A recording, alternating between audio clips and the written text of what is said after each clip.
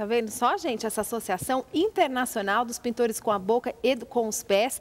E quem está aqui com a gente é o Gonçalo, que vocês viram na matéria, que é o presidente dessa associação. Veio mostrar a arte dele ao vivo aqui no estúdio e contar principalmente sobre a bonita história de vida dele. Tudo bem, Gonçalo? Tudo bem, boa noite. Boa noite, é um prazer recebê-lo aqui. Gostou da matéria que foi feita lá na associação? Maravilhosa. Foi feito lá na Reatec, né?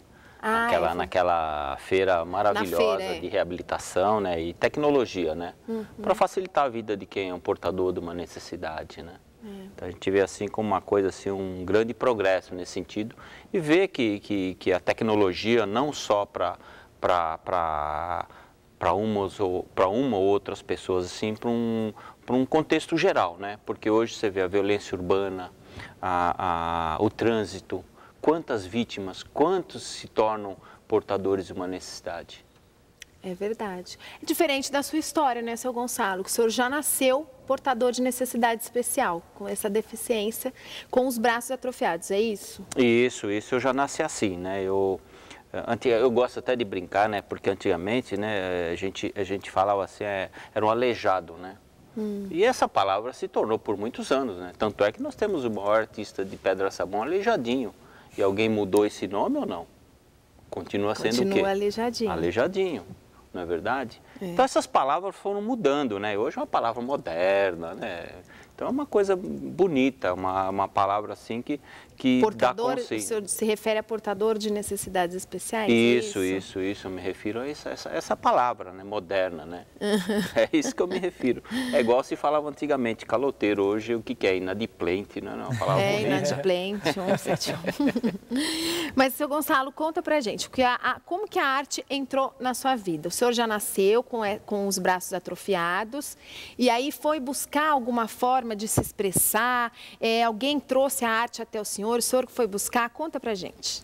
Olha, eu não sei se a arte que vem buscar ou se ela já estava dentro de mim, né, então eu sou assim, filhos de pais simples e pobres, né, mas não necessitados, né, mas assim nós tivemos uma vida bem tranquila, bem simples, mas bem acomodada, né. E eu vivia fazendo minhas artes, rabiscando com os pés o chão, o chão, as calçadas, né? Então precisavam que desenhasse alguma coisa, eu pegava esses pedaços de tijolo, de telha, né? Carvão, né? E eu rabiscava, né? Porque eu era um garoto assim, hoje é uma palavra feia, eu era um garoto de rua, aquele garoto que brincava na rua, né? E que eu aprontava muito, eu era muito peralta no sentido de brincar com estilingue, com os pés. Eu era arteiro, né, porque eu já quebrava algumas coisas com estilingue. Então ele né? já fazia arte, mas com os pés, né? Pintava o set. Isso, aí devido a um preconceito, né, nos primeiros anos para procurar escola, né, foi indicado para o papai e para a mamãe, né, a mamãe que foi atrás, uma escola, e lá eu fui rejeitado. Uma escola comum, né? Então houve o primeiro preconceito, né? Aí foi orientado a procurar um centro de reabilitação, onde eu fui parar, onde eu fiquei interno durante 6 anos, né? E lá eles me ajudaram, perceberam que eu tinha um dom para a arte, né, com os pés, e me ajudaram também a desenvolver a boca. E ter os primeiros contatos, porque meus pais não sabiam desse dom que eu tinha, né, que eu tenho, né? Lá foram os primeiros contatos com tinta aquarela, tinta guache, né? Então, conhecer material de lápis, conhecer o pincel. Então, foi os primeiros contatos nesse centro de reabilitação. E após sair esse centro, porque lá eu não tinha que ser recuperado, eu não tinha que ser reabilitado.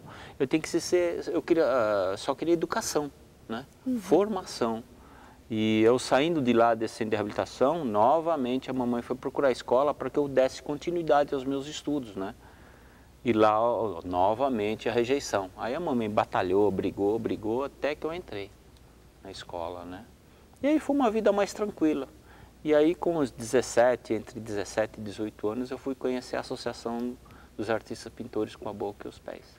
Aos 17 anos? Aos 17 anos. Hoje vai fazer esse ano 39 anos que eu faço parte da associação.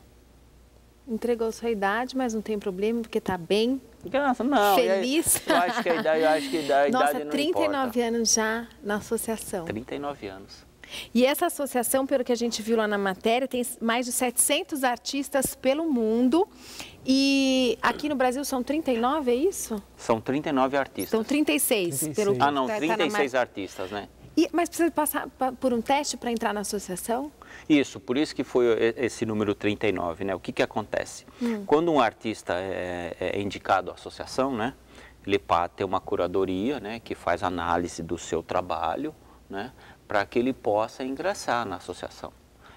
Tem todo um trabalho, ele tem passar por uma prova médica, né, para realmente constatar sua deficiência, e depois ele constatar que ele tem dom para arte, né? Mas então ele tem que chegar na associação já tendo domínio do seu dom, né, da sua arte. E existe alguma dica que o senhor pode, alguém que tenha deficiência e queira trabalhar fazer arte com a boca, algum lugar que ensine isso? Não tem lugar que ensine. Como eu citei a minha própria carreira... É força de vontade, é praticar mesmo? Ou ajuda de alguém, né? Nós temos lá casos de alguns que eram pessoas perfeitas e que sofreram um acidente, né? E se tornaram paraplégicos ou tetraplégicos, né? E às vezes por uma questão assim de terapia, alguém começou, olha, vamos começar a tentar escrever com a boca, porque não tem outra saída. Outra forma ele está de todinho, do pescoço para baixo, ele está todinho paralisado, né? Então é uma situação de tetraplegia ou paraplegia, entendeu? Então alguém começa a ensinar, a colocar um lápis na boca dele, e depois ele começa a ter uma instrução, né? Ele começa a ter alguém que o ensine. E como a Zuzu falou, às vezes começa com a escrita, né? Sim, com a escrita também. Dominando a escrita, porque é difícil escrever inclusive com a naquele boca. dia... Aí você vai dominando, acho que os traços, o lápis, a coordenação, né? No dia da matéria, a gente precisa que os entrevistados assinem as autorizações de imagem, né? Sempre que a gente entrevista. E todo mundo lá assinando. Você tinha que ver a assinatura do Gonçalo. Depois ele vai fazer uma pra gente aqui. Eu queria falar sobre o seu material de trabalho, Gonçalo, porque a gente tem aqui um pincel. Olha só, quem pode fechar aqui. É um pincel normal, ele só tem uma adaptação aqui que vai justamente na sua boca. Tanto o pincel como o lápis para fazer os traços iniciais. É isso? E como é que foi chegar assim nesse material? Porque a gente viu lá o exemplo da Eliana, que ela tem um pauzinho de madeira. Cada um tem a sua preferência na hora de utilizar os materiais? Veja bem, cada um não é preferência, né? É a praticidade, né? Porque, por exemplo, depende de cada um ter um tipo de deficiência, ele não tem força suficiente no maxilar ou no lábio, ou de alguma forma de praticidade, de segurar, por exemplo, essa adaptação. Isso aqui eu que criei, eu que desenvolvi. Ah, isso que eu imaginei mesmo. Tá? Eu que desenvolvi. Por quê? O que acontece? Conforme você vai se aproximando muito, se você se aproximar menos de 35 centímetros, qualquer um, vai desfocar. Você vai perder o foco, você vai perder o ângulo de visão completo. Então, por exemplo, eu gosto de usar esse prolongador que facilita a minha visão do meu trabalho. Então, alguns têm, outros não têm, né? Tem que ter cuidado também com a boca para não machucar. Você tem algum cuidado especial? A gente falou sobre higiene bucal no programa. Não, olha, é importante que a pessoa tenha higiene bucal, né? Eu uso os materiais, né? Os higienizantes, né? Comuns aí do mercado. Procuro sempre manter minha higiene bucal perfeita, né?